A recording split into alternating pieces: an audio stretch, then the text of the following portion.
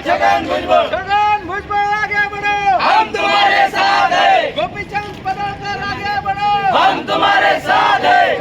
हित की बात करेगा वही देश पे राज करेगा। अरे तुमची आमची एकच चळवळ, छगन भुजबळ। या जातीवादी अजित पवारचं करायचं काय? खाली मुंडकं वर पाय।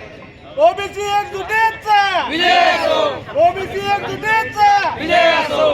या जातीवादी सरकारचं करायचं काय? खाली मुंडकं वर पाय। या जातीवादी महायुतीचं करायचं काय? खाली मुंडकं वर पाय। अरे एकच छंद गोपी चंद, एकच छंद गोपी चंद।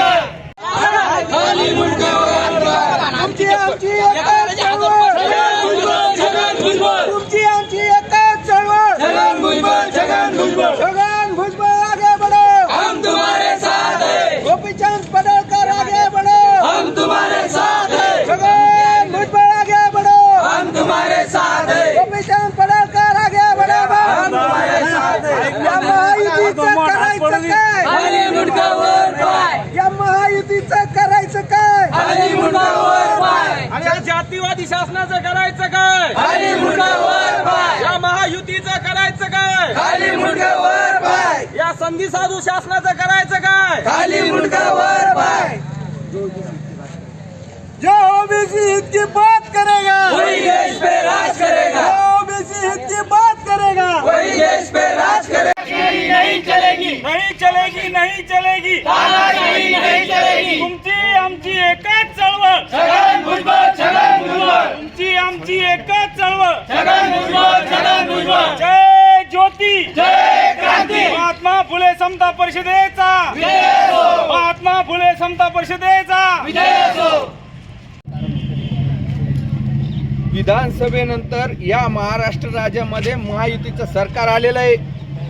हा सगळा ओबीसीचा समाज, आमचे सगळे ओबीसी बांधव यांनी आदरणीय छगन भुजबळ असतील, गोपीचंद पडळकर असतील, आमचे ओबीसीचे नेते असतील, यांच्या नेतृत्वाखाली भरभरून मतदान केलेले महायुती सरकारला। हे महायुतीचे प्रमुख या महाराष्ट्राचे मुख्यमंत्री म्हणतात की आमचा DNA हा ओबीसीचा आहे आणि यांचा जर DNA ओबीसीचा आहे तर आमचं दैवत हे भुजबळ साहेब आहे। मग आमच्या देवाचा तुम्हाला विटाळ का? आमच्या देवाला मंत्रिमंडळातून तुम्ही का बाजूला ठेवलं? पडळकर असतील किंवा छगन भुजबळ असतील, हे तुम्हाला चालत नाहीत का? हा आक्रोश हा सगळ्या ओबीसी समाजाचा आहे। कारण ज्या वेळेस ओबीसी समाजाची घरं जाळल्या जात होती, ओबीसी समाजाच्या दुकाना फोडल्या जात होत्या, गावागावामध्ये ओबीसी समाजामधल्या सामान्य माणसाला मारलं जात होतं आणि महाराष्ट्रात नाही मराठवाड्यात सुद्धा दहशत ओबीसी समाजावरती माजलेली होती। मागच्या वर्षामध्ये आपण बघितलं की ओबीसी समाजाला मुंडकं वर करून बघण्याची ताकद ओबीसी मध्ये नव्हती।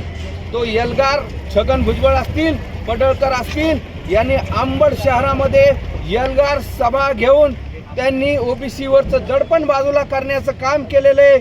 ओबीसीवर होणारा अन्याय बाजूला होण्यासाठी त्यांनी भूमिका घेतलेली आहे आणि अशा लोकांना हेतू पुरस्पर बाजूला सारून जर तुम्ही काही बुजगावणे मंत्री म्हणून ओबीसीचे तिथं बसवणार असताल आणि जे ओबीसीसाठी लढणारे रस्त्यावर उतरणारे नेते त्यांना बाजूला करणार असताल तर हा ओबीसी समाज येणाऱ्या काळामध्ये खपून घेणार नाही।